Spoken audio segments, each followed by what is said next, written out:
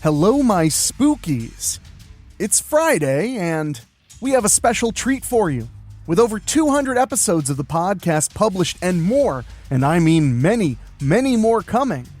Oh my, yes, we have so many great tales for you in our back catalog. And this is 5 collections all about ghoulish getaways because it's summer, it's hot out there, and people love to travel, whether it's to the beach or to the mountains. Well, this is the time of year to do it, but these stories are about trips that don't necessarily go the way you're hoping. Well, I guess in the end it really depends on whose side you're on.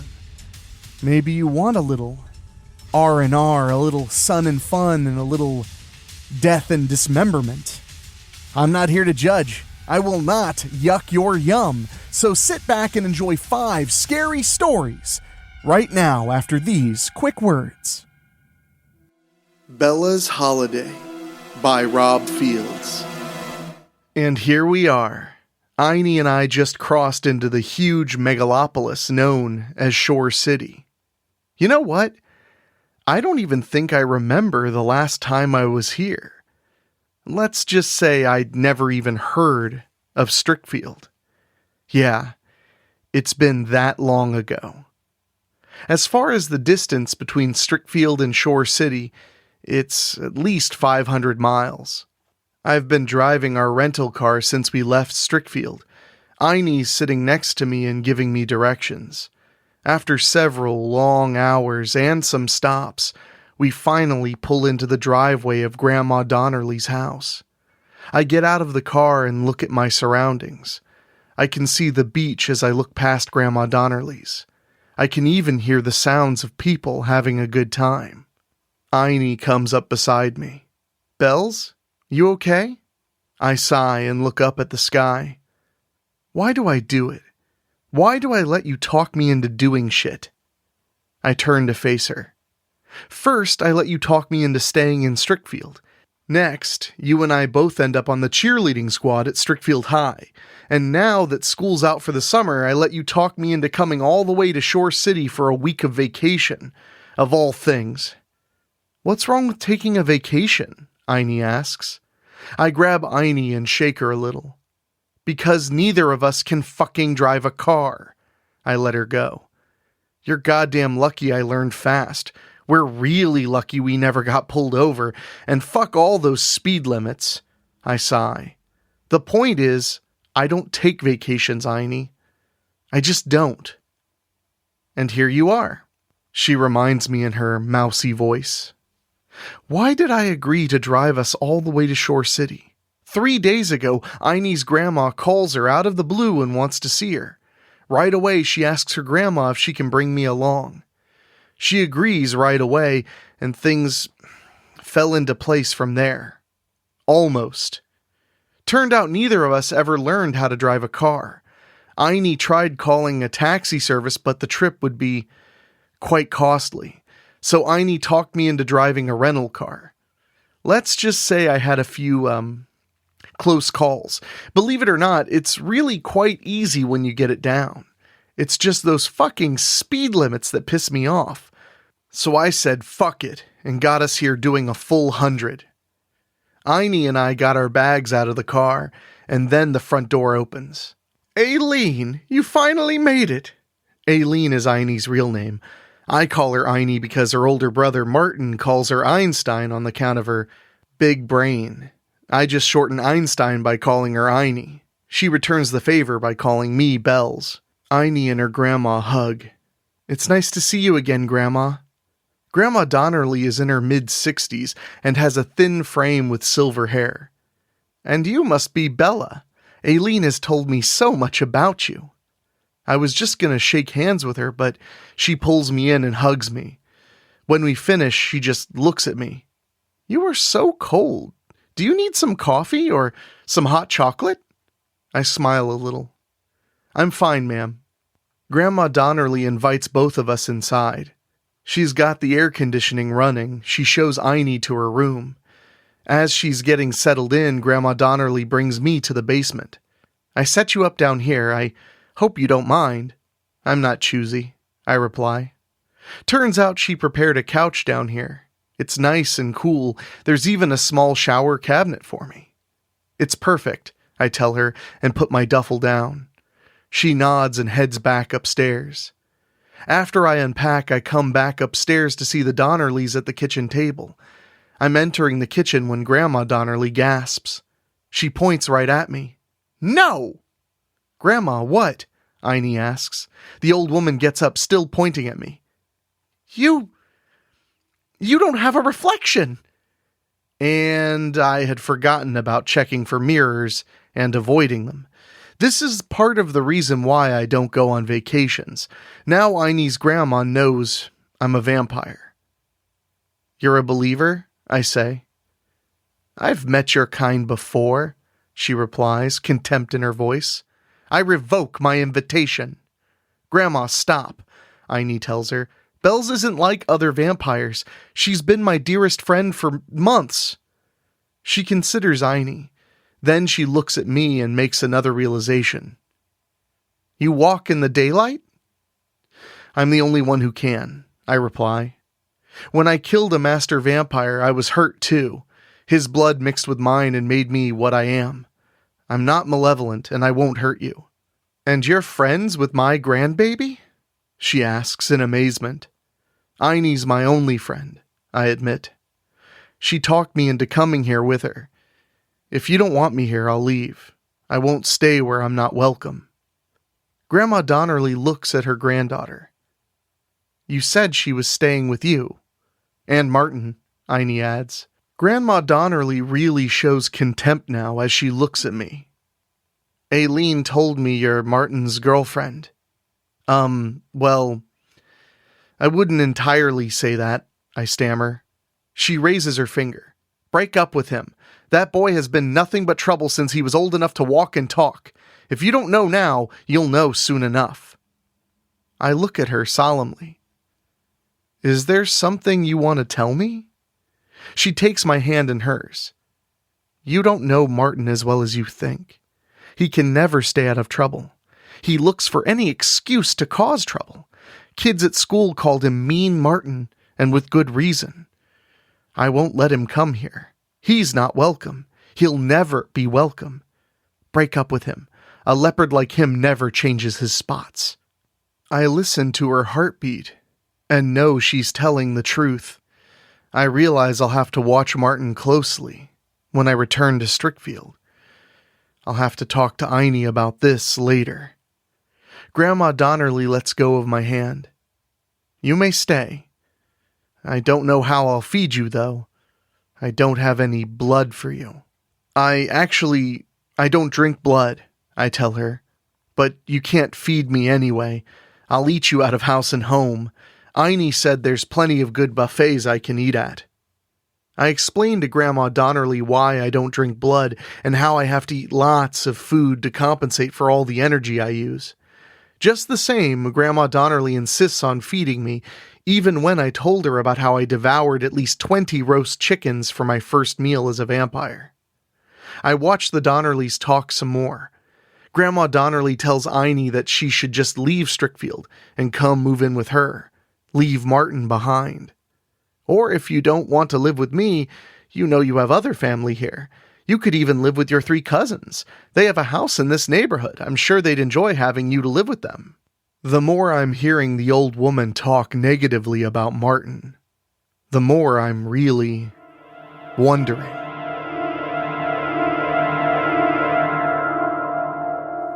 Einie and I are walking out onto the beach now. Grandma Donnerly had to run some errands and said she'd be back in a while. We're both wearing bikinis and walking on the sand. Where do you want to set up, Bells? Einie asks. I guess anywhere's fine, I reply. Suddenly, my vampire senses make me raise my hand and snatch the volleyball that would have hit me in the back of the head. Then I turn around to see 3 girls heading our way. Yeah, that's our volleyball, bitch, the busty blonde snaps. You can give it back now, a busty brunette adds rudely. I raise an eyelid. Oh, you want this back, huh? A dark-skinned girl gets in my face. You hard of hearing, bitch? I smirk. You want this ball back. Well, go get it. Then I toss the ball up and give it a nice little love tap to send it flying way down the beach. The bitches turn around and race after it, screaming obscenities at me as they're leaving. You just know those girls are going to be back, Aini tells me. Fuck them. We walk again and find our spot to set up our beach towels. And then, it's not long before we have another surprise. You! Aini shrieks. No way! You're here too, Aileen? The voice sounds familiar. I turn to see. How did you end up here? I ask Eddie Richter. He's known as Pee-wee in Strickfield Athletics. Eddie gawks. Bella Tabon? You too? You know Aini and I are joined at the hip, I joke. Eddie laughs a little. Then he points in a direction. My buddy's parents have a place here. They said he could use it whenever he wanted, so we came over here and hit the beach after school was out for the summer. Why'd you two come here?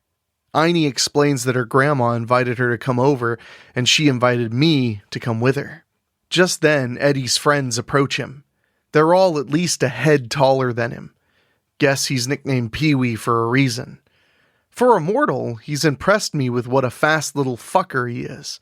The other boys recognize us from the Strickfield High cheerleading squad and invite us to play volleyball with them. So it's 3 jocks and 1 cheerleader to a team. We play volleyball for a while. Then some storm clouds quickly gather. The winds pick up and it starts raining. Some people run to take shelter while others just stay on the beach. And then the screaming starts. I turn and run in the direction people are running away from. The water. When I get there, I see a body's washed up onto the sand. I get on one knee and examine it.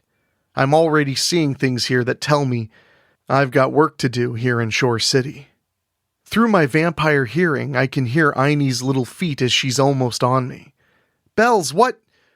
Oh, do you know what that is? This is easily a werewolf attack. I point to the bite marks. 3 of them for sure. And last night was the first night of the full moon. 2 more nights, Aini deduces. Tonight and tomorrow night. Right. That means we don't have much time to get to the bottom of this. I point to the fangs. This person was a vampire. Human fangs aren't normally this long. Some police officers come along and rudely tell us to fuck off. I watch them look at the body and laugh to myself as they'll try and fail miserably to determine the cause of death. They won't find the vampire teeth since I snatched them up. Don't need mortals asking questions they shouldn't be asking. What's on your mind, Bells? Aini asks. I'm thinking those werewolves will be back tonight. Maybe a nice walk on the beach is in order. Then I raise my eyebrow to her a little. Did you happen to bring the toys? Aini gives me a wicked smirk. I always bring the toys. Aini's been my partner in crime for a while now. We do our day stuff. At night, we go out looking for trouble. We often find trouble and stop it. Then we return home. Aini goes to bed. I fuck Martin. Still remembering what Grandma Donnerly told me. I may have to rethink that last part. Aini, are there any problems between you and Martin? I ask. Aini just gives me a sad look. Grandma talked to you, didn't she? You were there. She told me Martin is trouble. She didn't say what. She also said Martin wasn't welcome at her house. She told me to stop seeing him. Aini gets defensive. You and Martin just have sex. You're not really in a relationship with him. I groan. I was hoping to get something out of Aini, but I can see she's not going to tell me anything. Her heartbeat tells me she's very angry. I can't tell if I've upset her or if it's something she's keeping inside. I won't use glam on her. If she wants to tell me, then she'll tell me when she's ready.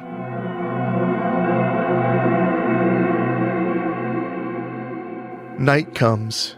Aini and I put our bikinis back on and head to the beach. It's so easy to get onto the sand from Grandma Donnerly's backyard. Speaking of whom, I can't believe she prepared all that food just for me. I did tell her I could eat. The least I could do was help with the dishes, since she wouldn't accept payment. There were some kids out here, though not nearly as many as during the day. The full moon is nice and bright. There's a gentle breeze and the water's a little wavy. As long as I see people I've come in contact with, then I scratch them off as suspects. Werewolves can't change back and forth at will. When it's a full moon, they change whether they want to or not. The werewolves are already out and prowling. I managed to get faint scents off the body from this afternoon. Won't be much to go on, but it's better than nothing. You think we'll find anything, Bells? Aine asks. I'm quite optimistic, I reply. Bella, Aileen, over here, a voice calls out. We look to see Eddie Richter sitting at a fire on the sand and walk over to him. Just you out here tonight? I ask him. My buddies went back to the house, Eddie replies. They forgot something, didn't say what. Have a seat. We sit with Eddie and talk with him. You know, it's a shame you two graduated, Eddie tells us. I kinda liked watching you two on the squad. We'll be back, Aine replies. I missed too many days with being sick this school year, and Bells just didn't feel like coming to school, I pick up. So I got a repeat senior year with Aine. The truth is, I had to care for her when she was sick and Martin had to work. Eddie smirks and shakes his head a little. The bad schoolgirl. A name that pretty much every student calls me. To be honest, I really like it. Bad as I want to be, honey, I reply. He fully smiles now. No wonder Principal Van Diest is always riding you. I fully smile back, only for me to keep throwing him off. You ain't taming this bitch. The three of us talk some more, and then I catch whiffs of those faint smells I got earlier. Now I'm hearing some screaming. I turn and see 3 werewolves have hit the beach. Aine grabs Eddie. Come on, we gotta run. The 2 of them get away. Then I run towards the werewolves, vamping out as I do. I'm so looking forward to this. I fucking hate werewolves. The werewolves howl at the full moon and then come at me. These beasts are going to be strong, but I can match power with them. I can beat the living shit out of all of them. These fuckers keep trying to bite me, but I just keep knocking their asses back. I'm fucking loving this.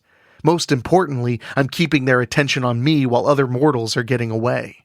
In their animal minds, all they want to do is tear me apart. Unless they're seriously hurt, they know they're dying, or they know sunrise is coming, they're gonna keep coming after me as prey. Well, they did come right for me. That means I met and pissed off somebody here in Shore City. I'm already compiling a list of suspects I've come across.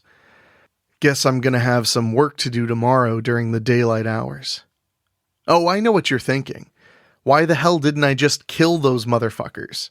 Yes, they'd turn back into their human forms immediately, but I wouldn't get the whole story, so it looks like I'm gonna have to do the next best thing.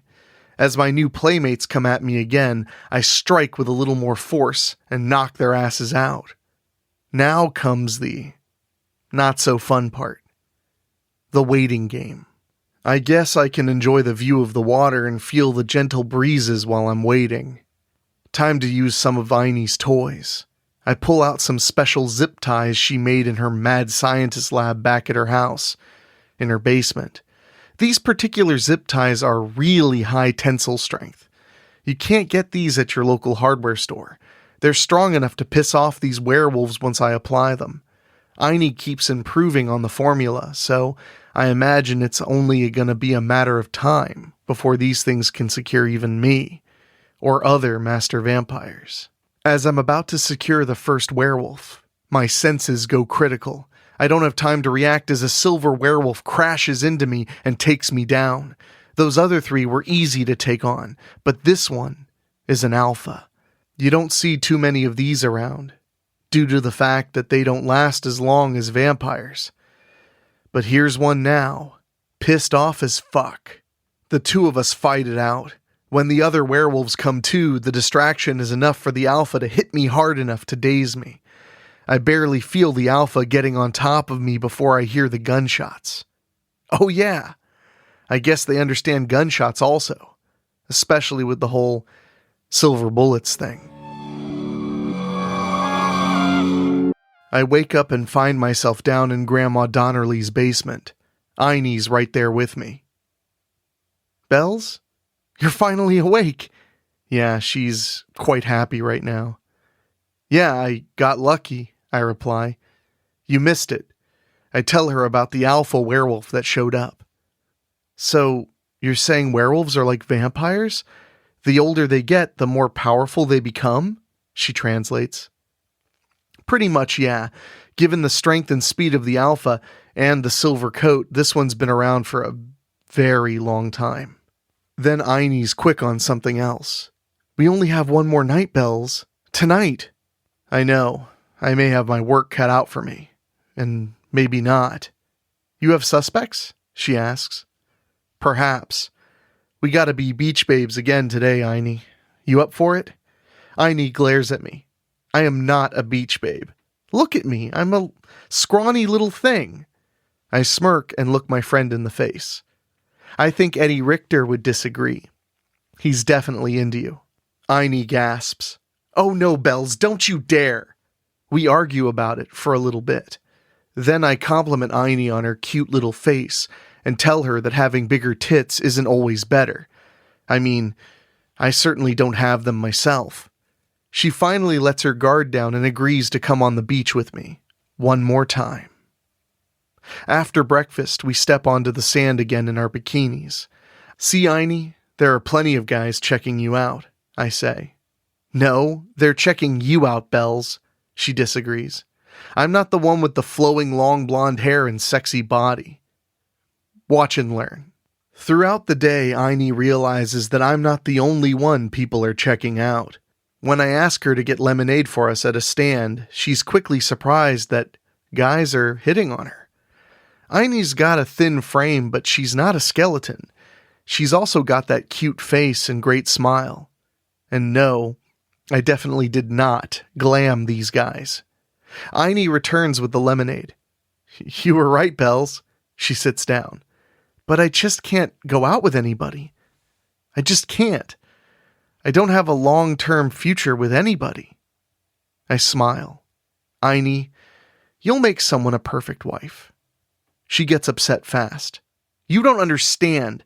Maybe these other people can think long-term. I can't. I'm about to ask her why when my senses flare up.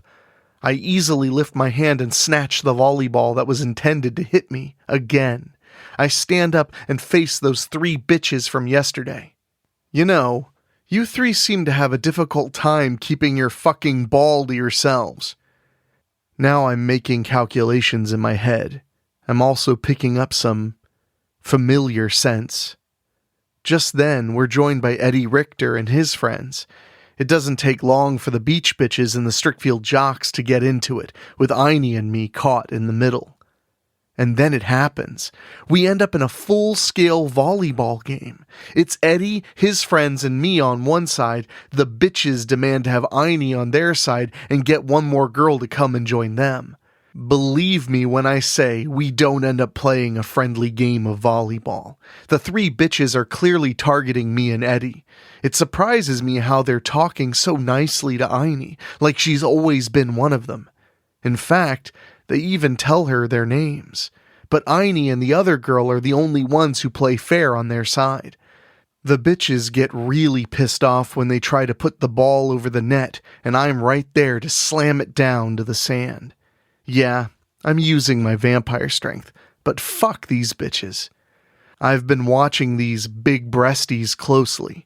In fact, I think I've just broken this mystery wide open. I know what's going on now. We win the game and Eddie and his friends take off. The bitches quickly move and come at me. You don't belong here, you fucking leech. Lila, the big-breasted blonde, snaps in my face. This is our turf. Go home. I smirk. You three can suck my dick, and I'll fucking piss where I please. I lean in and look Lila right in the face. Or did you three already mark your territories? Raylene, the big-breasted brunette, glares at me now. Tonight, vampire. The dark-skinned girl, Ember, practically growls at me. You're dead, bloodsucker. Challenge accepted, I reply. Coming, Einie? The bitches are reluctant to let Einie come with me, but she makes that choice herself and comes to me. The two of us leave. Bells? What's going on? Einie asks when we're far enough away. Raylene called you a vampire. Oh, they know. And I know. The problem is, I know everything now. I look at her with sadness. You're not going to like what I'm about to tell you. As soon as we get in the house, Einie points right at Grandma Donnerly. What in the actual fuck have you been keeping from me? I know Einie well enough to know she's really pissed off when she starts dropping F-bombs. Then Grandma Donnerly gives me an accusing look. What did you tell her, vampire? I glare at her. The truth. Einie tightens her little fists. Grandma Donnerly, I really thought I could trust you. I really thought you cared. That's why I kept in contact with you. That's why I kept coming to see you. Because I love you, Helene, she replies. I just want you to leave that troublesome Martin. Seriously, I don't know why you stay with him. I know he's your brother and the last in your immediate family. He's also the reason you're... Werewolves! Einie screams. You want to turn me into a werewolf? You want to turn me into a killer? She calms down a little. Oh, and I did meet Lila, Raylene, and Ember. Bells told me they're my cousins. And they're werewolves too. Grandma Donnerly glares at me with hatred now. I revoke my invitation, Bella. You are no longer welcome in my house. I hate to tell you, but all the vampire weaknesses you know about won't work on me. Or did you forget that I walk in the daylight and eat normal food? In other words, I don't need an invite to enter a person's house. Just then, Lila, Raylene, and Ember appear. Lila points at me. You've caused nothing but trouble ever since you got here, vampire. It's no wonder that vampires and werewolves are natural enemies. I quickly pull Einie behind me. I'm not the one killing people here. In fact, I save lives. I may be a master vampire, but I'm still a Tabon. It's still the family business to take down threats against mortals. You killed people here, and I can't let that slide. There are no good vampires, Ember counters. It's because of you that our kind can't flourish. Then I realize it's dark.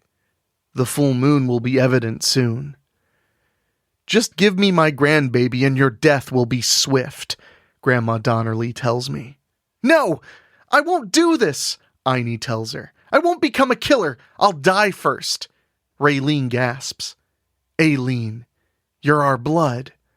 You'd choose this vampire filth over your own family? Einie tightens her jaw. Bells is my family, and she doesn't kill innocent people. I had to admit I never saw that coming. Wow, I never knew Einie thought so highly of me. We've been friends for several months and I can't get choked up right now. Grandma Donnerly tells her other granddaughters, I want this vampire destroyed. I do not want Aileen harmed. Maybe just a little scratch. Do you hear me? Yes, Grandma Donnerly, the bitches say in unison. The full moon is evident when the four of them start changing into werewolves. I turn quickly, snatch up Einie, and get us the fuck out of that house. I don't take us back to the beach since I can hear mortals there. No, I need to keep this between me and them. Bells, don't let them turn me, Einie cries. Over my fucking dead body, I promise her. I can hear the werewolves pursuing us. They have our scents. I have to stay ahead of them until I can get us far away from other mortals. I can leap far distances, and I can even run very fast, faster than even Pee Wee Richter on his best day.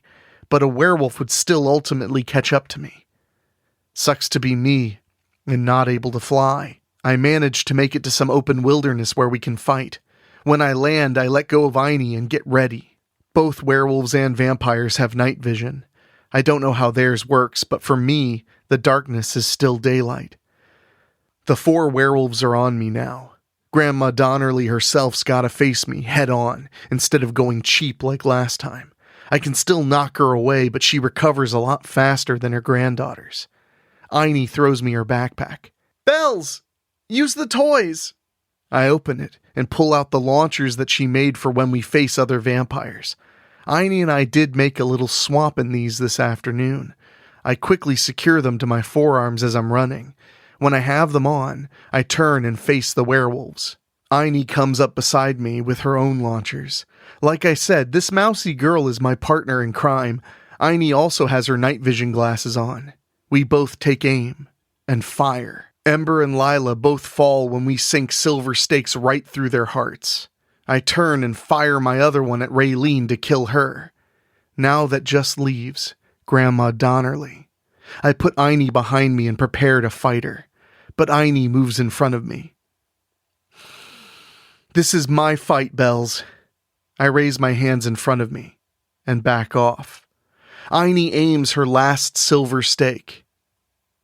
"This really hurts, Grandma. I know you probably don't understand me right now." She shakes her head a little. "I can't be like you. I know I'll die one day, but I'm not going to be a killer just to live. Be at peace, Grandma. I love you." As Grandma Donnerly turns to jump at me, Aini leaps in front of me and puts her down. The silver werewolf falls onto her side. After Aini and I get up, we see the werewolves are becoming human again. Aini and I work to make sure they never return to life ever again. Aini and I are on our way back to Strickfield. Aini's still very sad. Not that I blame her. There are things I really want to ask her. "I'm sorry, Aini," I say. "About everything." Aini takes my hand. "I still choose you, Bells. At least I always know where I stand with you. You're always honest with me. Grandma Donnerly kept horrible secrets from me. Then I have an opening. Honesty works both ways, you know." She sighs. "I want to tell you everything. It still hurts me to think about it. Please, not now. I will tell you, just not now." I squeeze Aini's hand. "You tell me when you're ready, then." Aini nods. I know from now on, I'm going to be watching Martin more closely. In the meantime, I'm driving 100 miles per hour back to Strickfield. Always happy to hear our master vampire in residency here in Strickfield and Weekly Spooky having some fun in the sun along with her carnage, of course.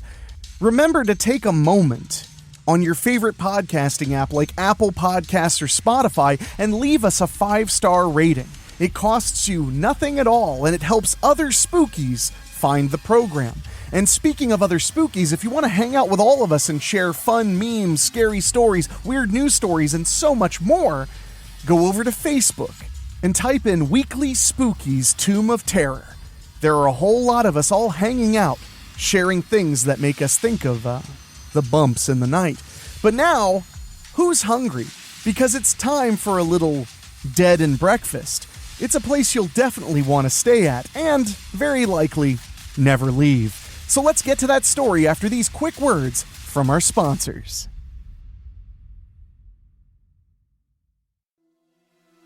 Dead and Breakfast by Morgan Moore. The screams of a young woman pierced the night as the source of the din exploded from the back door of her home, letting loose another screech in her wake. Her screaming didn't last long, as the cold night air cut off her wind, forcing her to stop to catch her breath.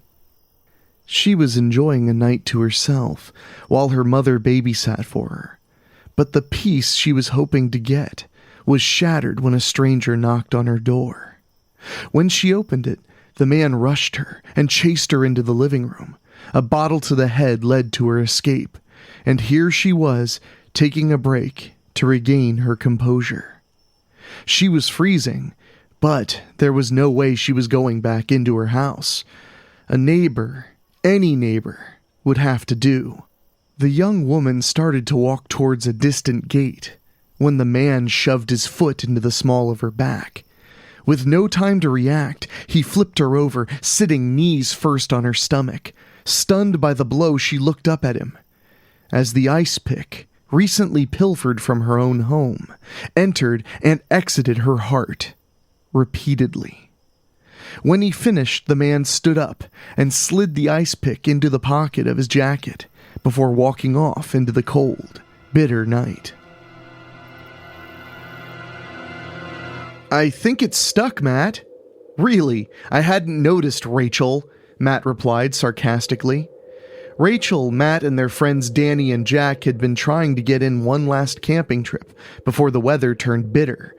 But a blizzard appeared out of nowhere midweek, so the quartet had packed up and hit the highway. The blizzard in full swing, the group took the recommended detours and ended up in a town called Oldsville.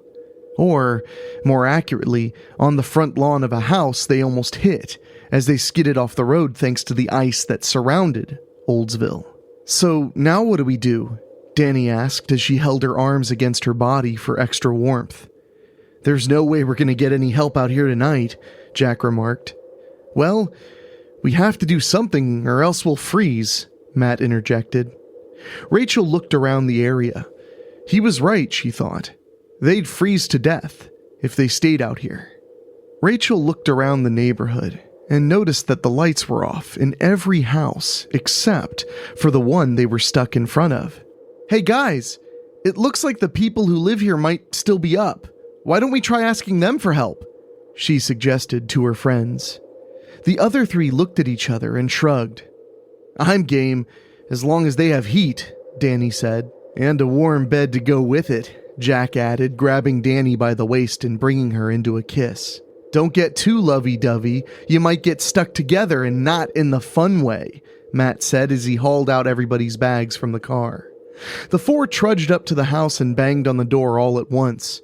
Almost immediately, the door swung open. A middle-aged woman stood between them and the interior. "Yes?" she asked, slightly annoyed. "Hi, we're sorry to bother you, but we slid off the road and, into your yard?" Matt started gesturing to the car. "And anyways, it's stuck now. Is there any way you could let us spend the night?" He finished before giving the woman a warm smile, the others following suit. The woman looked at the group and shrugged a bit. "Well, I guess we'd be a really terrible bed and breakfast if I didn't let you sleep here. Come on in." She ushered them inside. "A bed and breakfast? I guess we lucked out big time. I didn't see a sign out in the yard, though," Rachel remarked as she and her friends stripped off their winter gear. "It's more than likely covered by all the snow," the caretaker explained. She led the group to the kitchen and after a few minutes handed them each a hot cup of tea. The foursome downed their beverages eagerly, which elicited a chuckle from the caretaker. "Are there any other guests staying here?" Danny asked. "Nope. You kids are probably the only ones we'll have until the weather blows over." "Well, how much do we owe you?" Jack asked. "Don't worry about it tonight. We can hash that out in the morning. No point in handling the business side of this now when you may end up staying a lot longer." The group looked at each other sheepishly. "Sounds like a plan then," Matt said, breaking the awkward silence. "I don't know about you guys, but I'm tired. Would you excuse us, ma'am?" "Not at all. The rooms are upstairs for guests. Pick whichever ones you want. My room is down here if you kids need anything," she explained, giving them all a smile. The stranger trudged through the harsh winter conditions. He did not know where he was going. He was only moving because he felt the urge to do so. He would need shelter soon, As if reading his mind, the snow let up some, the lights of the nearby house beckoning him.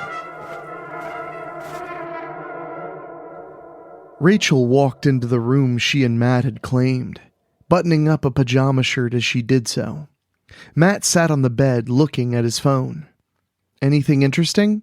Rachel asked. "I was checking the weather. Looks like the snow is definitely not stopping until late tomorrow night." "I guess that means we will be staying here for a bit," Rachel said, blowing a strand of hair from her face. "Looks like it," Matt said sternly. The stranger pried open the back door of the dwelling and slipped inside. Finding himself in a kitchen, he sat down at a table and pulled off his coat. He removed an ice pick from his pocket, laid it upon the table, and sighed at the sight of the instrument before him. Danny collapsed onto Jack and smiled before rolling off of him. The two lovers lied next to each other, sweat covering them. "I'm gonna take a shower while there's still some hot water," Danny said, exiting the room. Jack dozed off seconds later, only to come to in pitch blackness. He stumbled to his feet in search of his phone and the light it would provide. The stranger rushed at Jack and pinned him against the wall. Jack's assailant slid a gloved hand over his victim's mouth, tightly. The blows came fast, tearing his flesh savagely. Again and again, the stranger let Jack's body collapse to the floor before heading to the bathroom and the sound of running water. Matt and Rachel rushed into the bathroom as Danny's screams rang out repeatedly. Now here they were, face to face with a psychopath. "Run!" Matt screamed as the stranger bolted towards them. The duo rushed down the stairs, nearly falling over one another as the stranger pursued them. Their eyes went to the front door, widening in joy that they would be free of this nightmare. The stranger tackled Matt. Rachel screamed. Matt turned his head to look at her as the stranger slit his throat. The killer stood up and turned to face Rachel. She bolted and dove out the window on the far side of the room and ran pell-mell into the cold night. The frigid air assaulted her lungs and skin. Rachel pressed on, desperately searching for signs of life in any of the neighboring houses. Minutes passed and she was ready to give up when a light appeared from a distant home. She stumbled forth up the stairs and beat on the door until her knuckles bled. The door opened a crack, and a middle-aged woman peered forth from the slight opening. Please help me!" The woman looked at Rachel, stunned. She gathered her wits and spoke. "What's the matter?" "Somebody's chasing me! He killed my friends!" The woman ushered Rachel inside and bolted the door shut. "Honey, I'm home!" a voice called out. "That's my husband. Let me go tell him what happened to you," the woman said as she left the room, wringing her hands. Rachel listened to the sound of a clock ticking away in the kitchen. The gentle tick-tock droned on and on as Rachel's eyelids grew heavier and heavier. Rachel started awake as footsteps approached. In the doorway stood the stranger, ice pick in hand, his lips split into a gruesome smile. Rachel's blood-curdling scream rung through the neighborhood and across the cold winter's night. If you love what we're doing here at Weekly Spooky and want to support us, just go to weeklyspooky.com. You can join us on Patreon. You can buy a cool shirt like the brand new I'm a Spooky t-shirt available right now, or you can sign up for our mailing list. Leave a review, leave a comment. All of it is appreciated. We love bringing you the spooky on the weekly and beyond. And speaking of beyond, when you're traveling, sometimes you pray that you can find a rest area to do your private business, but what if that rest area contained something truly dangerous? This is one of the first stories from Rob Fields, and it's a doozy right after these words from our sponsors. The Rest Area by Rob Fields.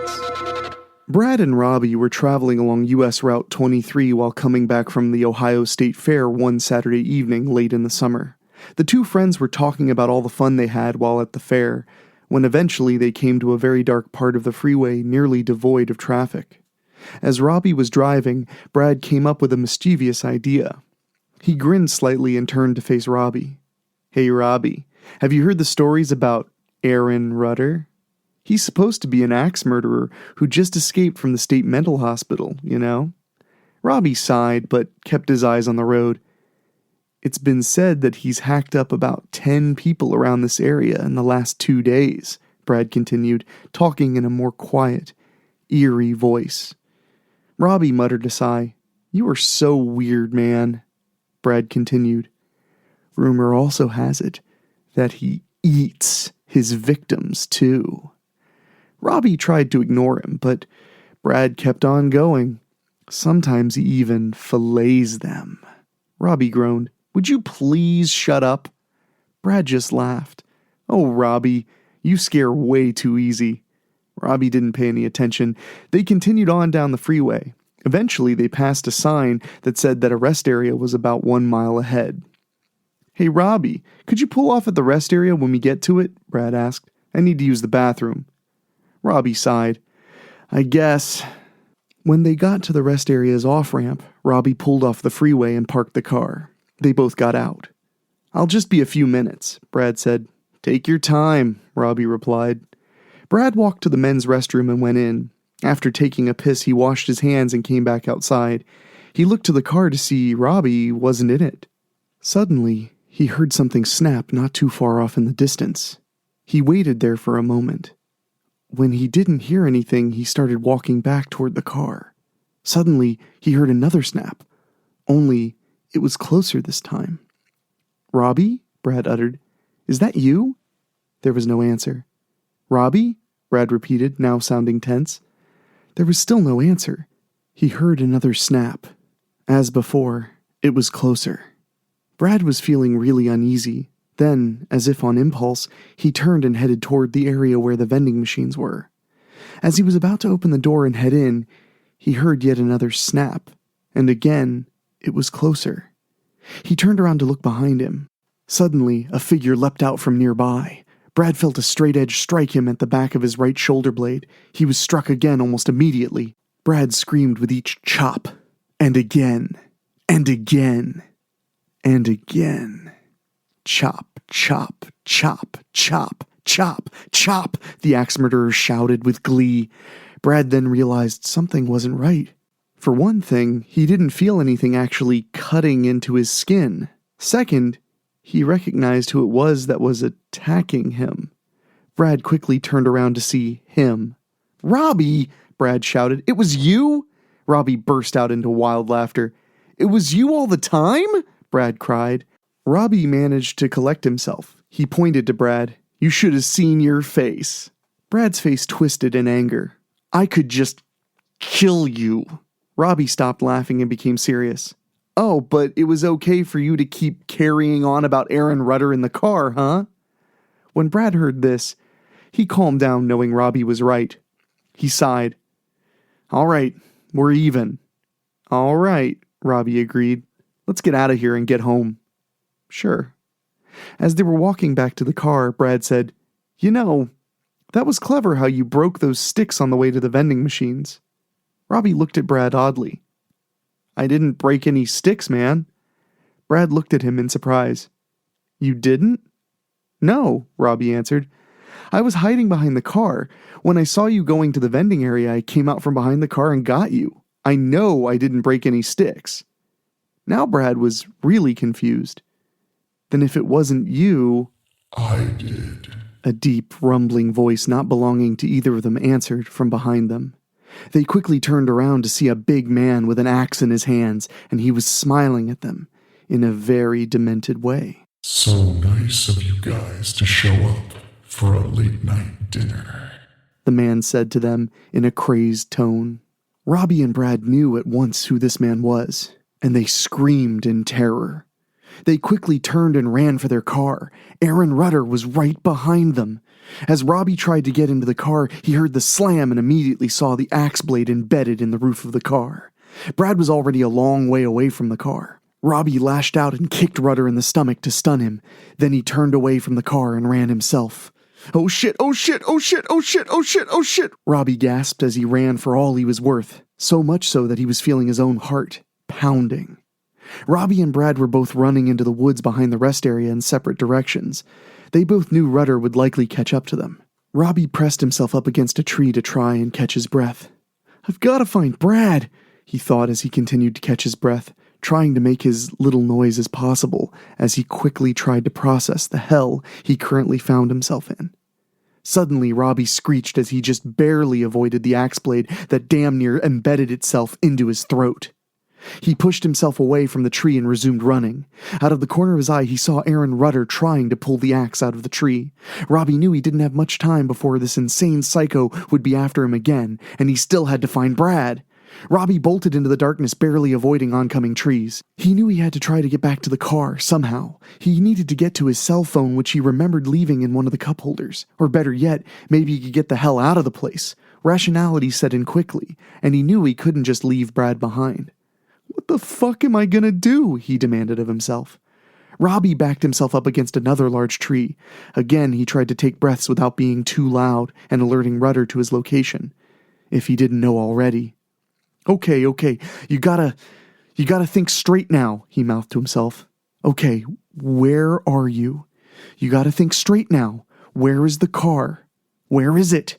He took one more long, deep breath and decided to try to get back to the rest area and get to the car. Robbie looked both ways to make sure that Aaron Rudder wasn't ready to chop off his head again, and slowly pushed himself away from the tree and turned around.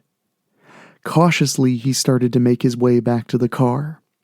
After several careful steps, he muttered a curse as he heard the stick that broke under his foot. "Fuck," he mouthed to himself. "Shit." Robbie forced himself to keep moving, pissed at Brad for not shutting the fuck up about the insane psycho. And just why the batshit crazy fucking hell did Aaron Rudder really have to even be at that rest area? Robbie didn't used to believe in things like fate, but now he wasn't so sure. Maybe Brad is on his way back to the car, he mouthed to himself.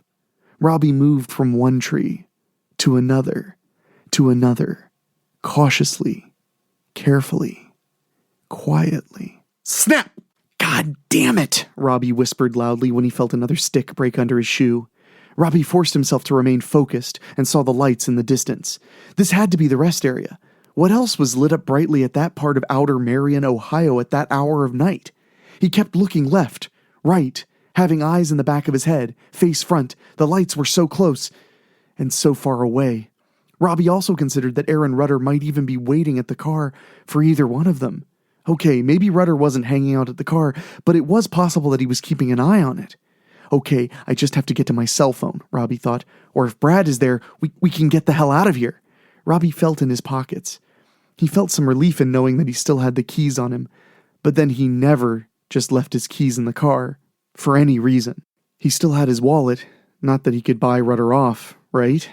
But I just had to leave my fucking cell phone in my car. Of all the fucking things I could leave in my car, I just had to leave my fucking cell phone. How fucking dumb can I get?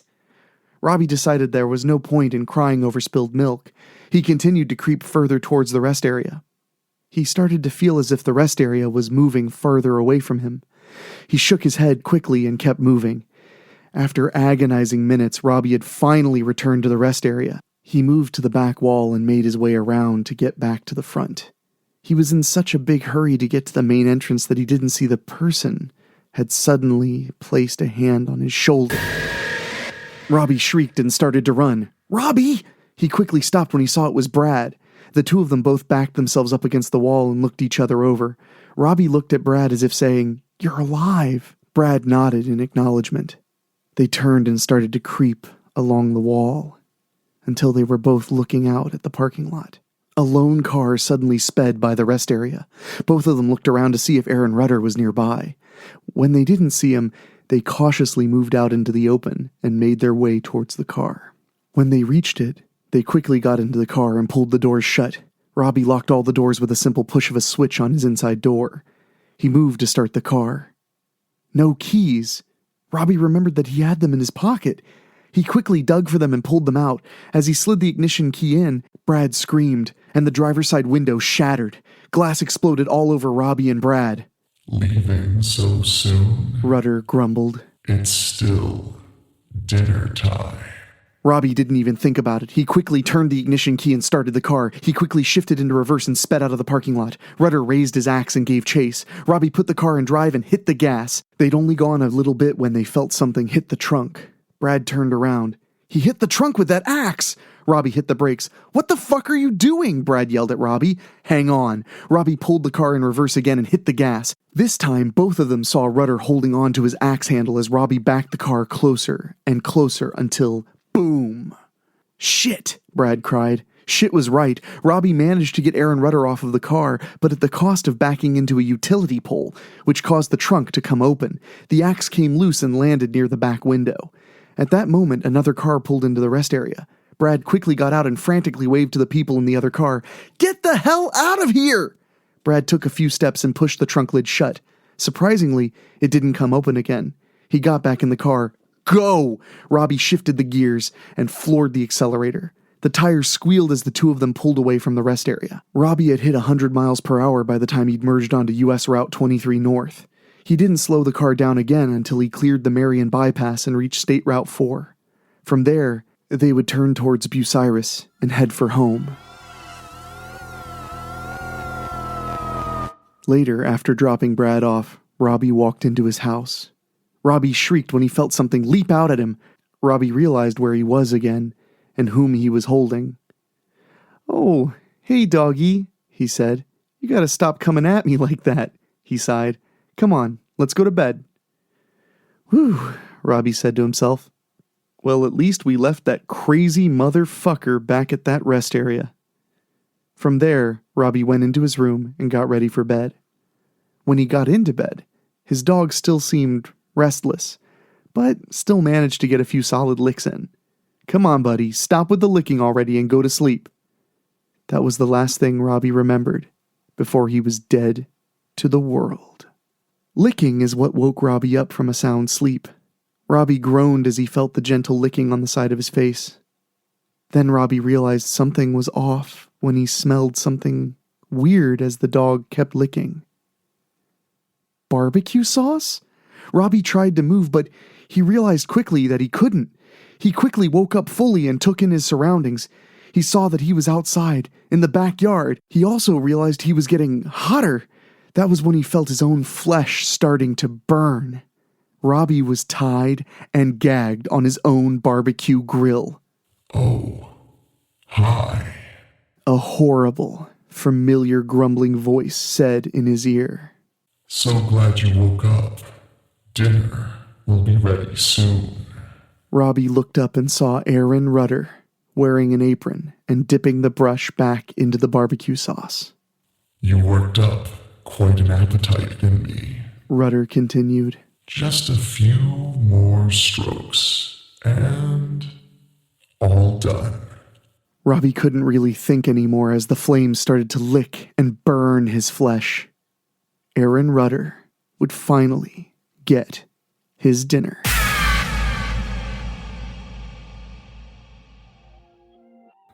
This next story is all about seeing new places and meeting new people, alive and very much dead. This one is called Bed and Breakfast and Zombies, and it's a hell of a good time. So make sure you book your stay, because I'll tell you right now, people are dying to get in there. I know, I'm in one of those moods, but I think you are too as you kick back and enjoy yet another terrifying tale all about those little getaways that don't necessarily go the way that you want. So kick back, relax, and listen to Bed and Breakfast and Zombies after these quick words from our sponsors.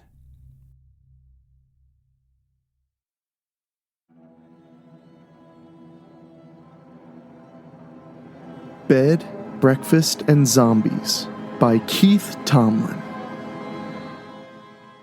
Jake sighed loudly as he stared out the second-story window of the bed and breakfast that he and his father had been staying at for the last few days. This sucks, he thought. I should have gone to Grandpa's with Mom. His family was on a rare vacation, taking a trip from Chicago to New York City to visit his mom's parents. It was the four of them: Jake, his little sister Sarah, his father Edward, and his mother Karen, all jammed into a 12-year-old Volvo wagon. Jake remembered when his father, during breakfast a few days ago, could barely contain his excitement. "Kids, I was looking over my papers last night," he said, pointing to a huge stack of papers that he pored over every moment that he wasn't driving. "And I found something exciting." He looked wide-eyed at both of his children. Sarah was using all of her concentration to draw on a coloring page that doubled as the kids' menu, so Edward focused on his 11-year-old son. "Jake, how would you like to look for some witches?" Jake was swept away with his dad's excitement. They dropped the others off at his grandfather's house and jumped back on the road to a small town in New York called Stones Creek. Jake wondered what they needed to hunt witches. Do we need garlic or maybe silver bullets? What Jake didn't know and soon found out was the only things they needed was the local library and long walks in an old graveyard across the street from the Grinning Cat Inn, the bed and breakfast at which they would be staying. Jake was bored. He sighed, louder this time. "I heard you the first time," his dad said, without looking up from the papers he copied from the library. When he finished the page, he finally looked at Jake, removing his unlit pipe from his mouth, and pointed at Jake with it. "Why don't you go outside and play?" he said, gesturing to the door with his pipe. "But Dad, I'm bored," Jake said, his shoulders slumping forward. "Look, once I get through these pages, we can take a walk. You can either go outside and play until then, or sit there quietly and read a book." His dad gave him one last stern look before turning his attention back to his stack of papers. Read a book, Jake thought. Why is it always books with him? Jake didn't want books. He wanted fun and adventure. Suppressing another sigh, he turned his attention back to the window. He was surprised to see a car on the road. He had only seen one other car all day. He was even more surprised and excited to see that the car started to slow down. "Dad, Dad, Dad," Jake said quickly, as he had always done when he grew excited. "There's a car turning into the parking lot." "Really? That's interesting," his dad mumbled. Jake watched intently as the car glided to a stop in front of the inn. The driver, a huge, bulky man, got out and opened the rear door. A well-dressed man stepped out of the back seat of the car, quickly followed by a young boy who looked around Jake's age. "Dad, Dad, Dad, Dad," Jake said, getting louder with each word. "They have a kid. Can I go down and meet him? Come on, Dad, can I?" Jack started jumping back and forth from one foot to the other. "Okay, hang on," his dad said, taking off his glasses and rubbing the bridge of his nose. "All right, I guess I'm done here for now. I don't want you scaring the poor child with your enthusiasm." Edward set the stack of papers aside. "Let's go downstairs and greet the new arrivals." The door to the Grinning Cat Inn flew open, and the large man entered. He scanned the room before stepping aside, allowing the well-dressed man to enter. The reception room was lined with cedar panels and had a counter that ran along one wall. A large staircase leading up was right across from the front door. Two other doorways led to a dining room and a large den with a roaring fire in the fireplace. Upon hearing the door, the owner of the inn, Mr. Jarvison, a tall, thin, elderly man, moved to the counter. "Good evening. How may I help you?" asked Mr. Jarvison. The well-dressed man walked over to the counter and, with a thick Slavic accent, said, "I am Count Dmitri Romanova. I have reservation for 2 rooms. Yes, of course. Your rooms are ready, Mr. How should I address you?" Mr. Jarvison asked. "Please, you may call me Count Romanova," said the Count. "The title is largely symbolic at this point, but," he shrugged, "we do have our protocols." "Yes, sir. I will show you to your rooms," Mr. Jarvison said, half bowing. Count Romanova waved him off. "Ivan, my manservant, will look to the rooms and luggage. I wish to relax by the fire." he said, pointing towards the den. He then looked at Ivan, who nodded and gestured to Mr. Jarvison to lead the way up the stairs. The Count turned towards the door and called out, "Come, Nikolai! Let's rest before dinner." A small-framed child around 10 years old entered the inn. He silently followed his father into the den. Edward and Jake had to press themselves against the wall to allow Ivan to pass them on the stairway. Jake stared at the large man, shocked at the sheer size of him. Ivan stopped and turned, glaring at Jake, who quickly turned and ran to catch up with his father. 20 minutes later, Jake was standing outside with Nikolai, trying to find a way to end the awkward silence that hung over them. It took his dad a few minutes to convince the Count to allow his son outside to play, and now Jake was wishing that his father had failed. "So, Jake said, do you like to play ball?" "Sorry, I do not know this game. Ball," Nikolai replied in broken English. "No, ball is not a game. Well, it's part of a game." Jake thought that over for a few seconds. "Never mind. Do you want to play hide and seek?" Jake said, hopefully. "Hide and seek. What do we hide?" Nikolai asked. "No," Jake said, frustrated. "You go hide and I try to find you." Nikolai asked, "We are to be friends, correct?" Jake nodded. "Then why would I hide from you?" Nikolai asked. "Friends should trust each other and not need to hide." "Huh, I never thought of it that way," Jake said. "Okay, well, we could..." Jake was stumped. He racked his brain for something to do, and his face lit up when he finally thought of something that no kid could possibly resist. "Do you want to see something scary?" Jake teased, with a big grin. The young foreign boy nodded, slowly. Edward leaned forward over the overstuffed chair, tapping his pipe on the stone of the fireplace and sweeping the ashes into the fire. "What brings you to this little corner of nowhere, Count?" Edward asked, leaning back and refilling his pipe. He looked apologetically at Mr. Jarvison. "Sorry, no offense." "None taken. This is a small town." "Very small," Mr. Jarvison agreed. The Count took another puff on his cigar and slowly let the smoke escape his mouth. "I came to America on a diplomatic trip, but I wanted to take some time to visit relatives."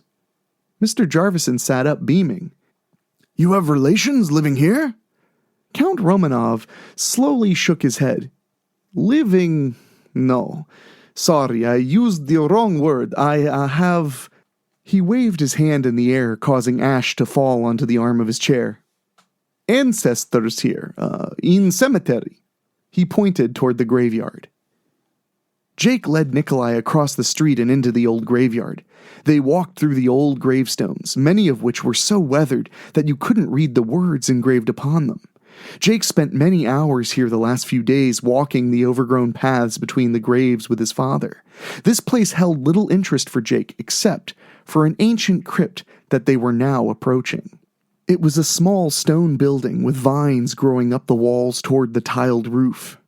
The most striking feature of this building was that along each wall there were a pair of statues that looked like they were emerging out of the stone surface.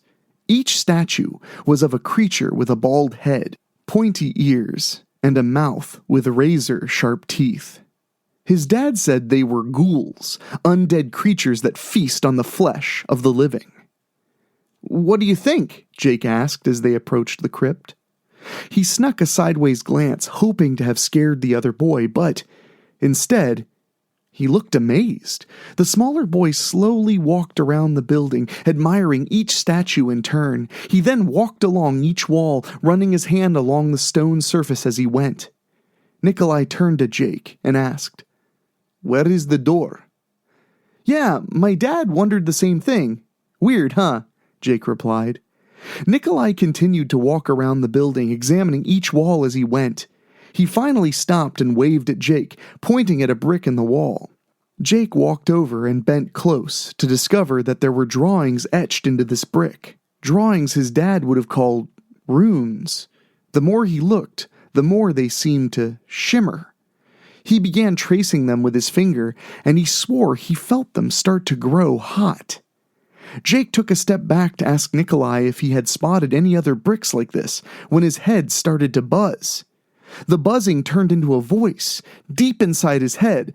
The voice began whispering 6 words over and over again. 6 words that he did not understand.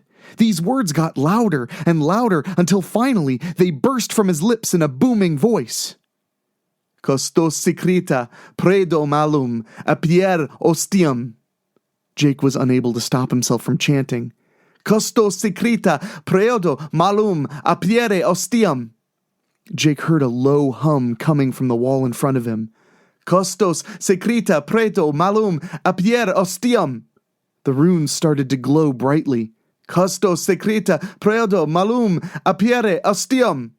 Jake's voice roared, and the wall opened. The Count tossed the remains of his cigar into the fireplace and looked over at Edward. "What brings you here?" Edward leaned forward excitedly, as if he had been waiting to answer that question all evening. "Well, in my day job, I'm a history professor at the University of Chicago, but my real passion is writing about the occult, magic, and the supernatural." He took a puff off of his pipe and continued. "I was researching the Salem witch trials, trying to see if I could bring anything new to the table, when I uncovered a series of correspondence between 2 sisters, both witches. One, sadly, was convicted of witchcraft and perished in Salem." He shook his head. "The other one wrote about her coven moving here to help protect witches against persecution." "Most intriguing," said the Count. "Did they say how they would protect the witches?" "I haven't found many details on that," Edward said, sounding annoyed, "except that it involved the undead." Mr. Jarvison looked around uneasily. The secret door in the crypt's wall swung open, revealing an empty room except for a steep staircase leading down. The air smelled stale and musty, and there was an eerie silence. Jake looked at Nikolai, who stared back, wide-eyed. Both boys started forward, Jake in the lead. The staircase ended in a stone door. Jake pushed against it until the door finally screeched open. The sound reverberated throughout the entire structure, sending chills down Jake's spine. The room it revealed was dark, the light from outside barely penetrating several feet. Jake hesitantly stepped forward, and flames shot around the room as a dozen torches flared to life.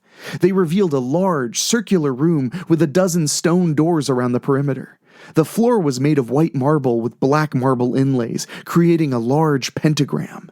In the center of the pentagram stood an altar with a large leather-bound book sitting atop it. "Wow," Jake exclaimed as he took in the sight. He looked back to check on Nikolai, who was a few steps behind him. Jake slowly moved forward, fascinated by the book. Almost without realizing it, he was standing in front of the altar, staring down at the large tome. He looked back, and Nikolai was standing at the edge of the pentagram, with one foot raised, as if he was trying to decide if he wanted to cross over it or not. Jake turned back and reached out to touch the book. The room exploded in white light, and Jake was blinded as he heard Nikolai cry out in pain. A series of loud thumps shook the ground as the stone doors fell open. He looked up and saw black shapes moving behind each doorway.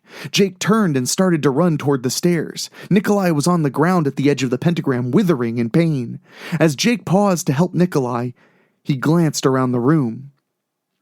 In each of the dozen doorways, a walking corpse emerged, each dressed in filthy, flowing white robes. Their skin was leathery and taut across their faces and hands.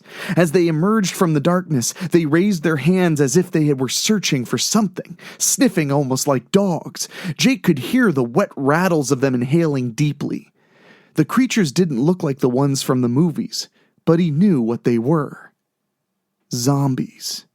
Jake stood there, paralyzed with fear, until the nearest zombie suddenly caught the scent of something in the air and whipped its head around to stare at the 2 boys.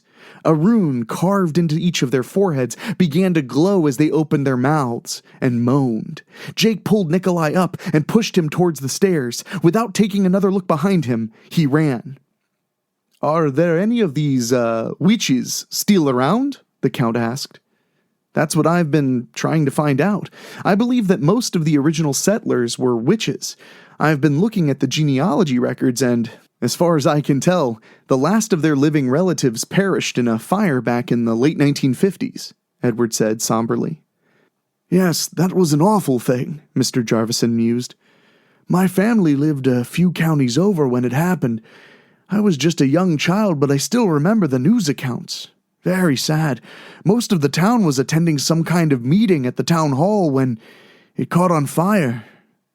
Very few survived. All three men fell silent. The two children burst from the crypt, sounds of heavy footsteps echoing from the darkness behind them. Jake paused a moment to try to get his bearings. The sun was going down, and he was a bit confused on how to get back to the inn. Nikolai had kept running straight into the overgrown brush that had overtaken this part of the cemetery. Upon hearing footsteps at the top of the stairs behind him, Jake quickly followed. Why did he have to run this way? Jake wondered, as a sticker bush tugged at his clothes. He finally gave a great pull and fell back into a clearing. Getting up, he saw that he was at the stone path that followed the 10-foot-tall stone wall that surrounded the cemetery.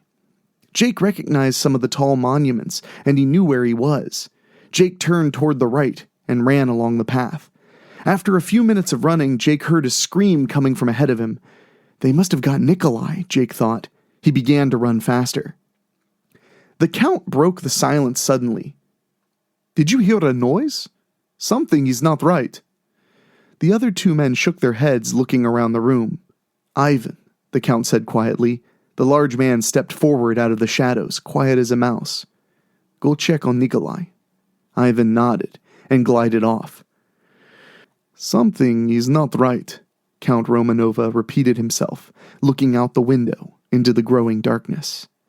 Jake ran faster than he'd ever ran in his life. As the path turned toward the entrance, he tripped on a tree root and was sent flying. He hit the ground hard and rolled a few times before landing against a small tree. However, when he looked up, he realized that it wasn't a tree. It was the legs of a large zombie. The undead creature looked down at him and, surprisingly, turned away and shambled on. Jake was stunned, but flew back into action when he heard Nikolai cry out again, this time very close. Jake looked around and saw Nikolai standing at the entrance of the cemetery, in the middle of a ring of 5 zombies. One had grabbed him by the arm and was lifting him up while the others reached out for him, the runes glowing brightly on their forehead. Jake picked up a rotting tree branch for a weapon and started to move to help Nikolai. He stopped when he saw a huge shape come out of the darkness. He sighed with relief when he realized it was Ivan, but the look of murderous rage on the big man's face almost scared him as much as the zombies did. Ivan waded into the middle of the group of zombies with a ferocity that Jake had never seen before. Ivan tossed the zombies aside like they were rag dolls, striking them with thunderous blows that didn't seem to do any real damage to them. When a creature was knocked down, they would rise back up and continue their assault. When 3 more zombies stumbled into view, Ivan pushed the 2 nearest ones down, picked up Nikolai, and ran back toward the inn. Seeing Ivan disappear into the blackness jolted Jake into action, and he ran after them. The door to the inn crashed open, and Ivan charged inside, still carrying Nikolai. Ivan's suit was torn, and his face and arms were covered with scratches. Jake ran in after them and slammed the door shut, locking it. "Dad! Zombies!" Jake yelled. What?" Edward said, leaping to his feet. Right then, the window behind Edward exploded inward. Undead hands clawed at the windowsill, trying to pull themselves into the room. Another window was smashed, and loud thumping shook the front door as the dead tried to break it down. "Oh my, what is going on?" yelled a terrified Mr. Jarvison. Ivan ran to hold the front door as Edward grabbed a lamp and started hitting at the arms reaching into the den. They could hear glass breaking in the other rooms of the house.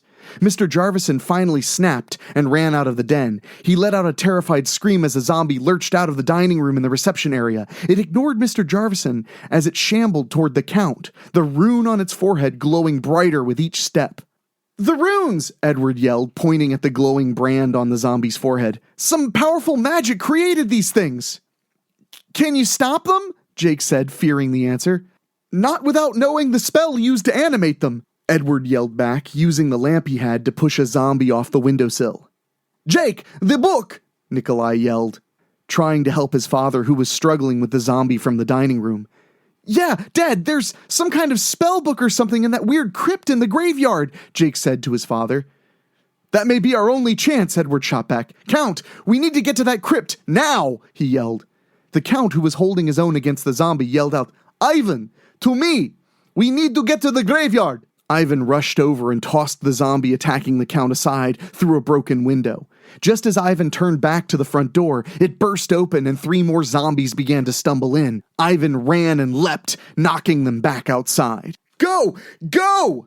Yelled Edward as everyone ran toward the front door. The next 10 minutes seemed like a nightmare to Jake. Ivan was an unstoppable tank running through the dark, knocking over any creature in his way. The rest of the group followed in his wake, trying to keep up. Once in the graveyard, Edward pointed the way to the crypt. The small party entered the crypt and ran down the stairs to the large marble room. Edward ran over to the book on the altar. Ivan stood with his back pressed up against the door, waiting for any sign of the undead creatures. The Count and his son stood just off to the side of Ivan, backs to the wall. Something felt off to Jake, but he didn't know what it was. He watched his dad quickly flip through the book, struggling to understand the words on the pages. Jake tried to connect the pieces. There was something he couldn't put together. Wait, I think I got it, Edward said, almost to himself. He began reading the words from the book in a loud, booming voice.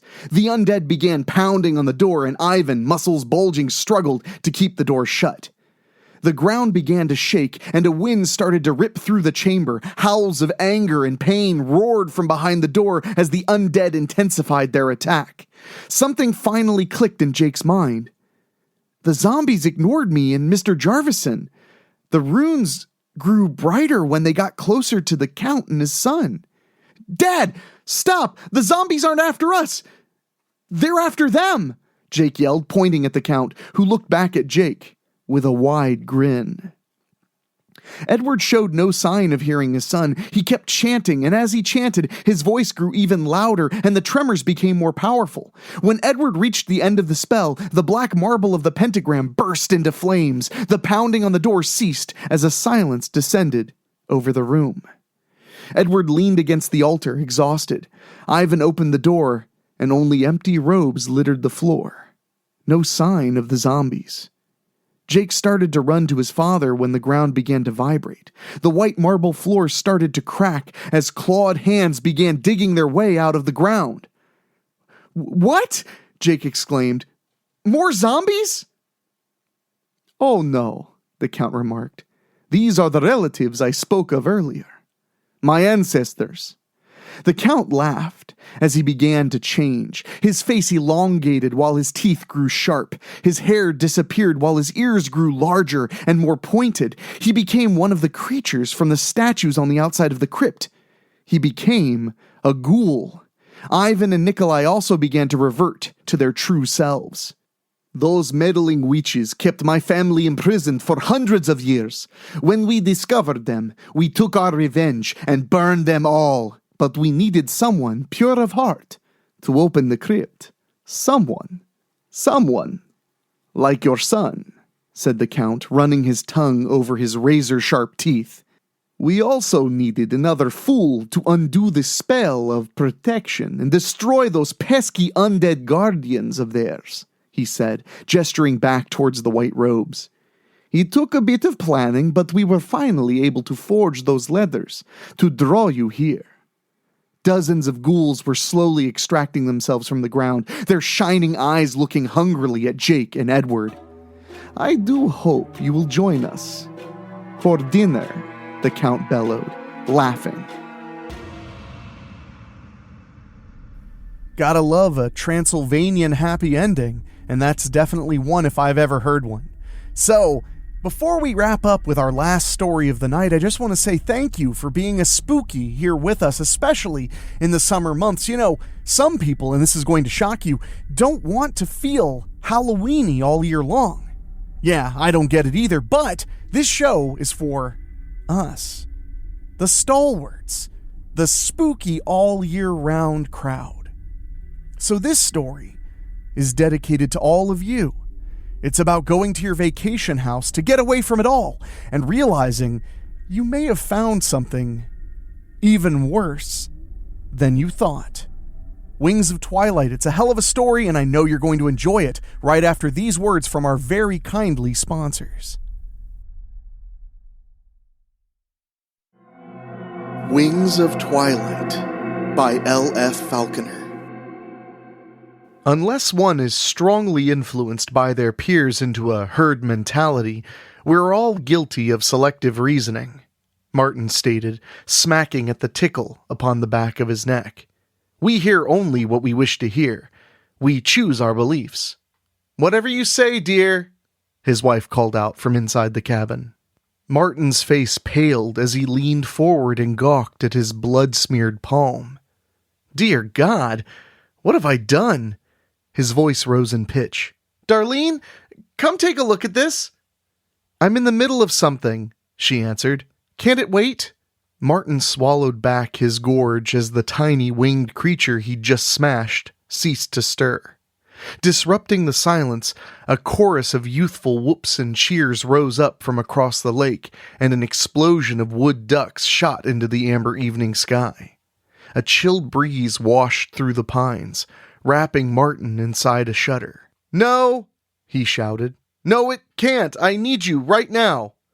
He attempted to rise from the porch swing, but his strength had disappeared, his stomach coiled like a hangman's knot. Wiping her hands with a dish towel, Darlene emerged through the cabin's screen door with a tired sigh, joining her husband upon the porch. You're not going to start harping about those kids camped across the lake again, are you? Martin continued to stare at his palm. Do you see this?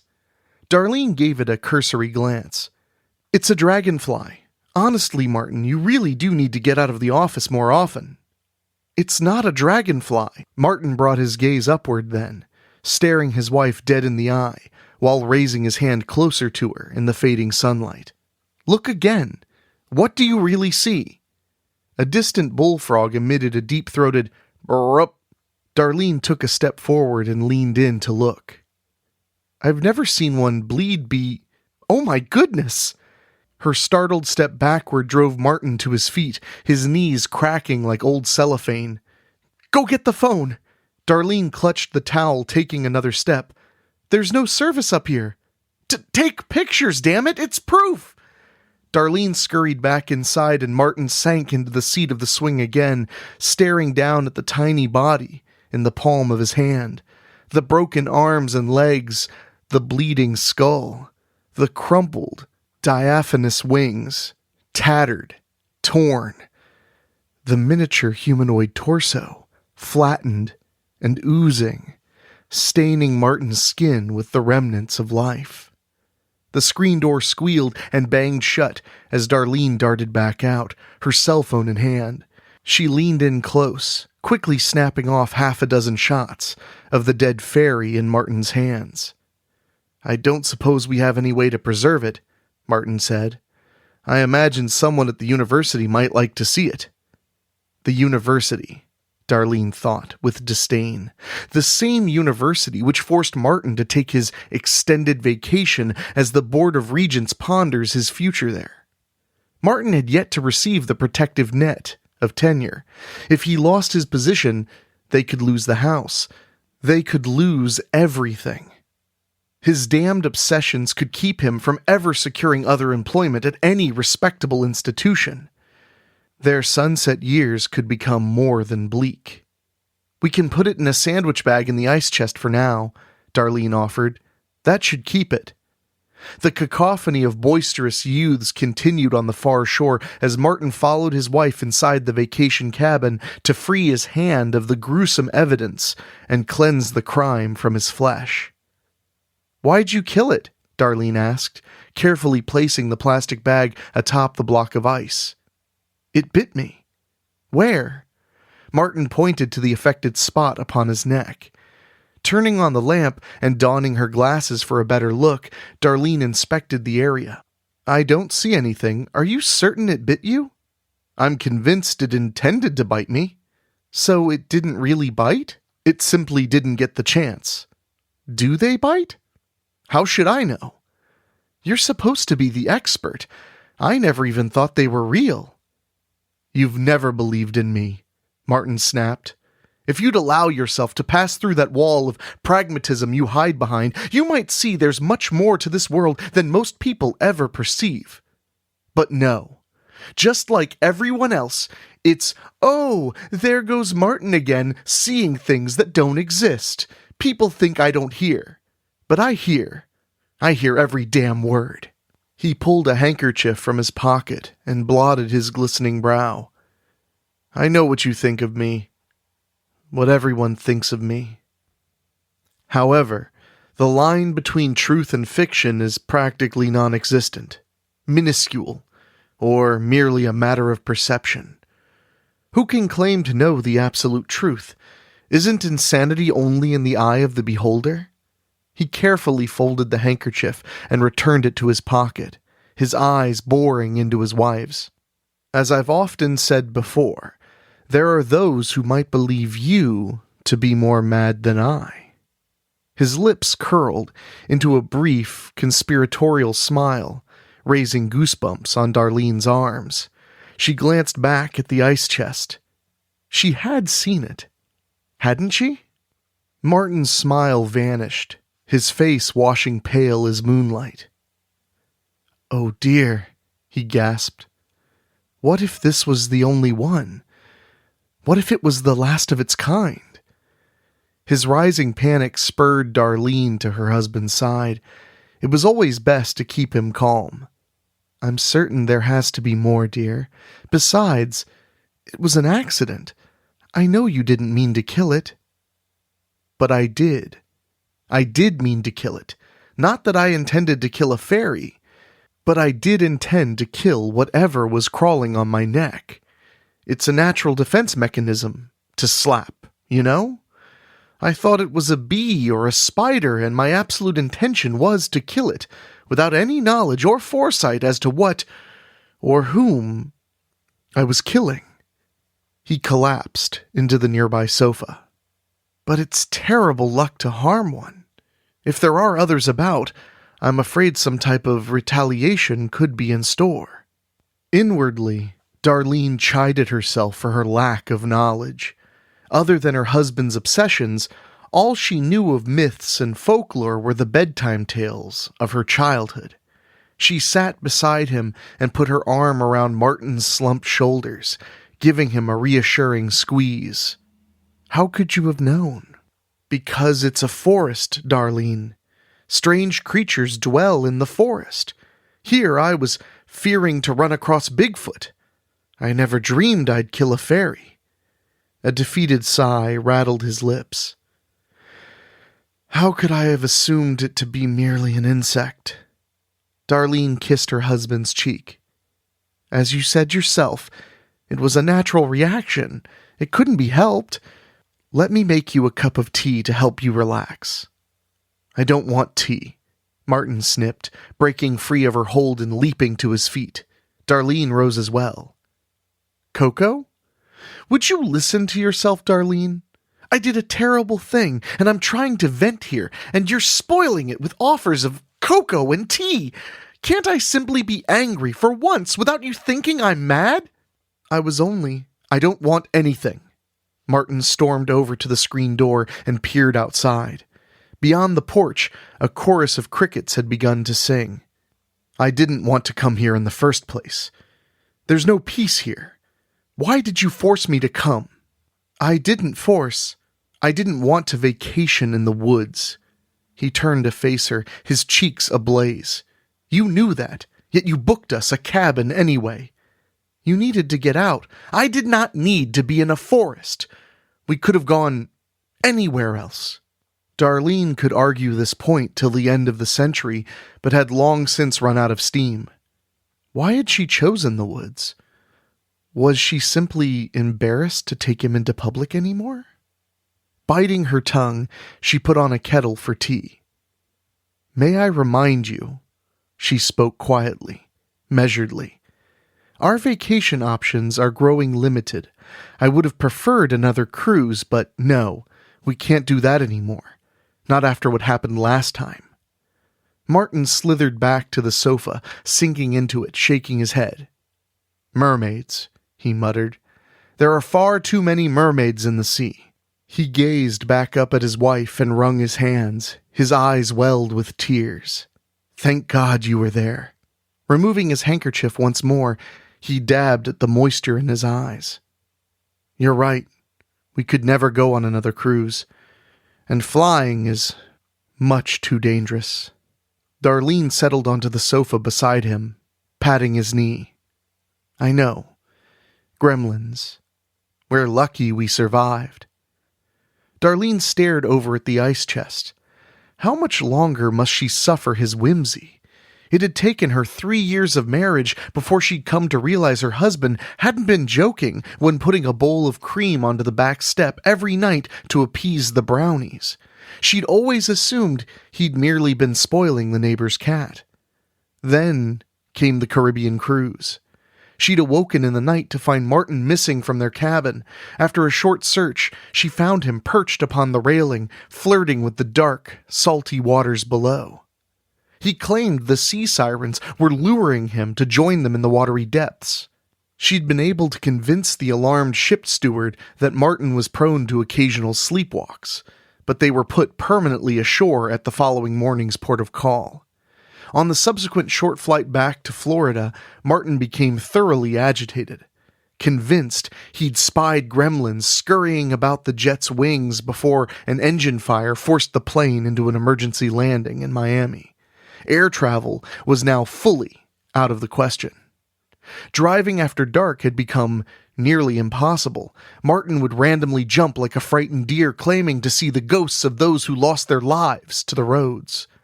Last week, he'd released all the lab animals at the university, under the explicit orders given to him by a cat named Bastat on the quad. Yesterday, he was certain he'd seen Bigfoot wandering through the trees near the lakeshore. Today, he killed a fairy. He needed proof that his mind wasn't failing him, and he believed that proof now lay, safely nestled against a block of ice, shrouded in plastic. He could show it to the Board of Regents, and his position at the university would no longer be in jeopardy.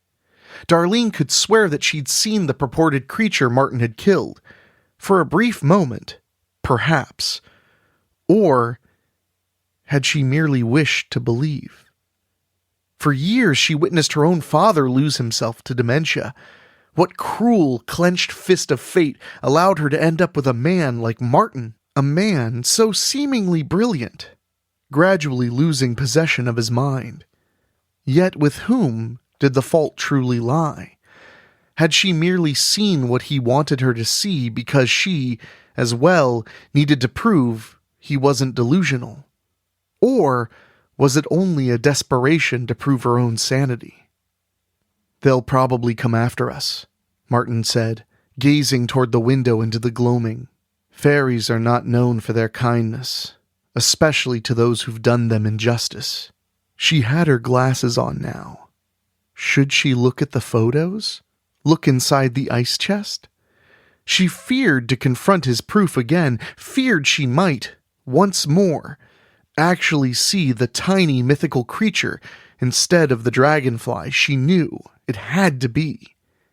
If we lock the doors and windows, we should be safe, Darlene tried to reassure him. To reassure herself? This cabin seems pretty solid. Martin glanced over at the fireplace and shook his head. We can't keep them out. If they want in, they'll get in. A dead blackbird upon the empty grates the day they'd arrived had nearly ended the vacation before it ever began. Martin claimed it a bad omen and nearly demanded they leave then and there.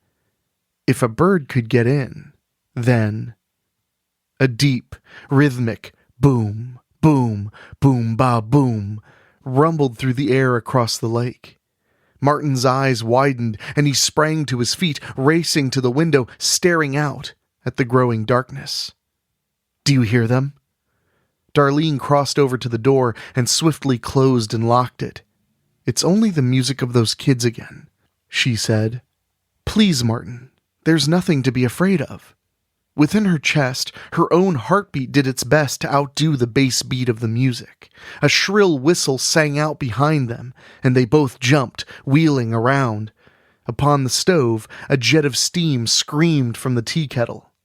Laughing relief, Darlene hurried over and turned off the fire beneath it. "Tea or cocoa?" she asked, once again.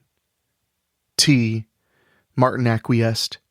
Staring back out the window, there was little to see in the blackness beyond.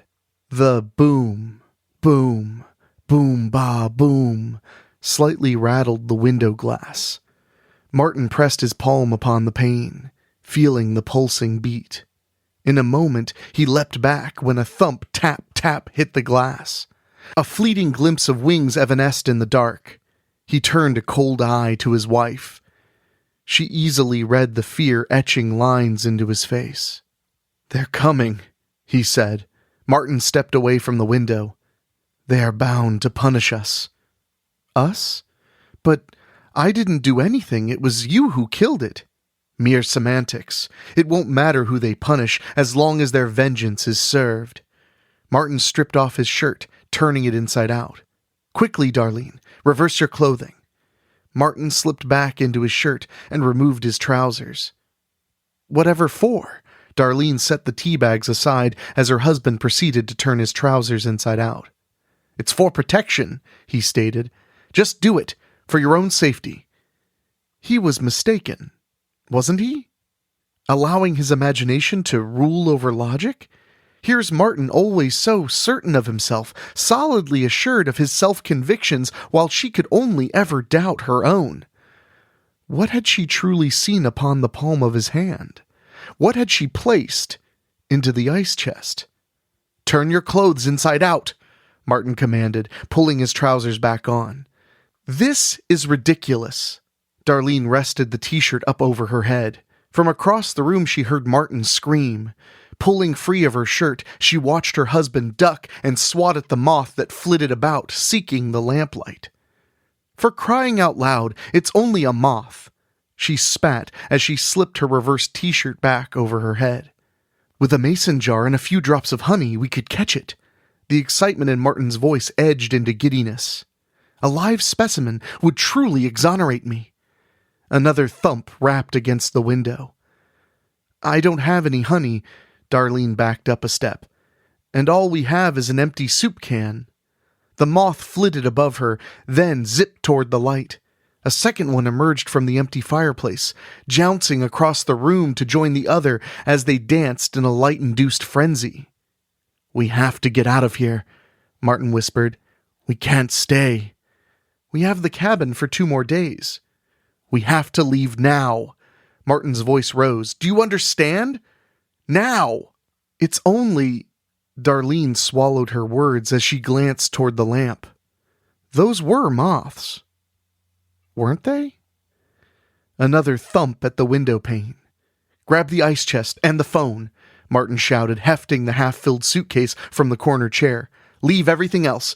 A third set of wings fluttered in through the chimney.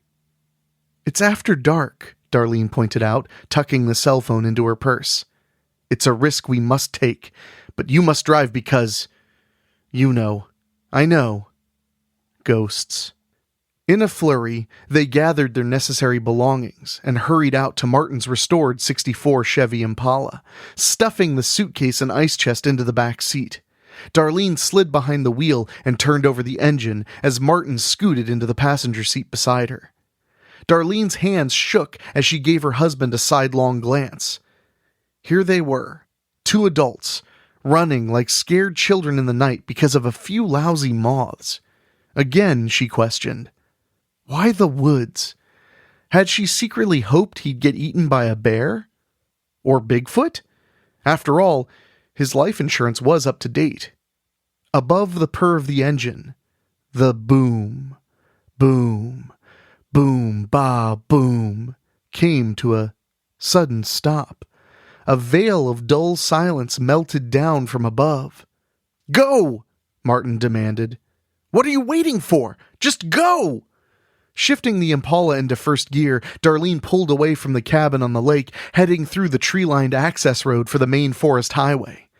Martin leaned forward, glancing up toward the darkened sky. "Oh my God," he gasped, frantically grasping onto the dashboard. "They're gathering." Darlene cursed his infectious panic. What do you mean they're gathering? Look! He pointed toward the sky. That rainbow ring around the moon. They're gathering. Darlene wanted to cry. His obsessions were growing completely out of hand. She was losing him just like she lost her father, just like she was losing herself. Caught in a vortex, the swirl in the eddy had been slowly, steadily increasing as Martin approached the center. Now he was inescapably caught in the sucking downward spiral, and he was taking her with him. It's only the moisture in the air, Martin. The quiet explanation she struggled to keep controlled. She would not let him drown her in his own nightmares. The reflecting sunlight off the moon causes a halo. That's it. That's all this is. Darlene turned onto the highway and quickly brought her speed up until the needle reached 60 miles per hour. Martin glanced over at the speedometer. Can't you go any faster? Do you really think they're capable of jet speeds? Deer come out at night. I'm already going faster than I'd like. Martin sank back into his seat, closing his eyes. It doesn't matter. You can't outrun them. Our only alternative is to give it back. Give what back? Darlene eased her speed up to 65. The body. The one I killed. We've got to return it to them. Your proof? Proof that he was insane. Or proof that he wasn't. That she wasn't.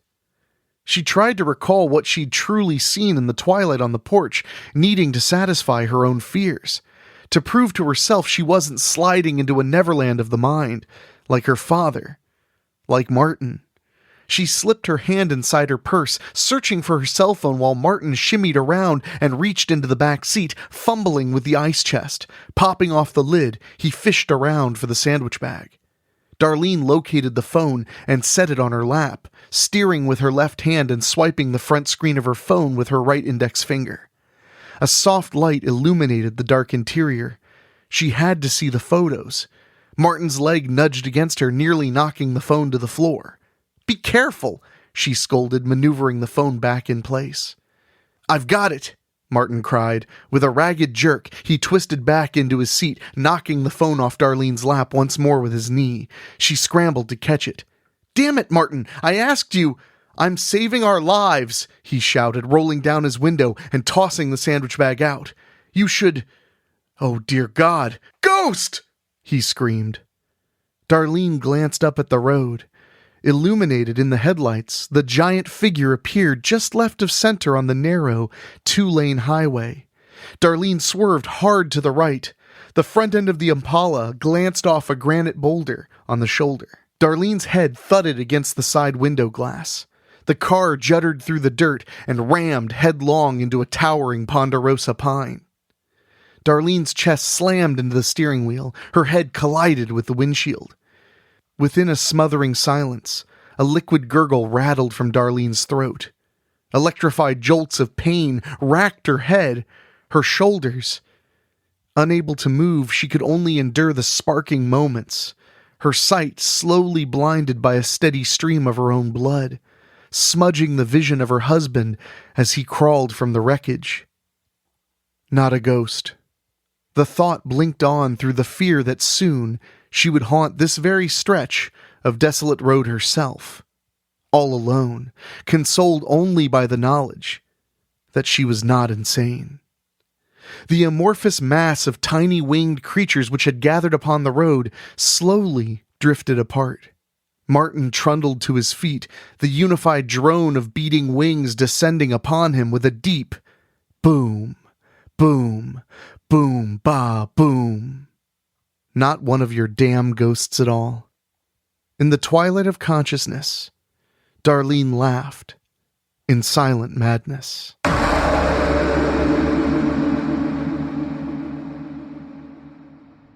Well, my spookies, another compilation has come and gone. I hope you've enjoyed nearly 2 hours of scares to help you either end your week or start your week just right. That's what it's all about. While you're doing your job, whether you're driving a truck or working on cars or cleaning hotel rooms, whatever it may be you're doing, I hope we make it just a little bit more enjoyable. I know the reason I got into podcasting was that podcast got me through so many long car rides and mind-numbing days at work. So I'm happy to provide for you all too. And I want to say an extra special thank you to our Patreon podcast boosters, folks who pay just a little bit more to hear their names on the program, and I really do appreciate them. You can sign up at weeklyspooky.com if you want to join them. They are Johnny Nix, Bobbletopia.com, Megan Hua, Julia Kirsch, Brent McCullough, Steve King, Karen Weemet, Jack Kerr, and Craig Cohen. So take care, be scared. And for myself, for my producer Dan Wilder, my executive producer Rob Fields, and our good buddy Ray Mattis, I will talk at you next week with more spooky stuff.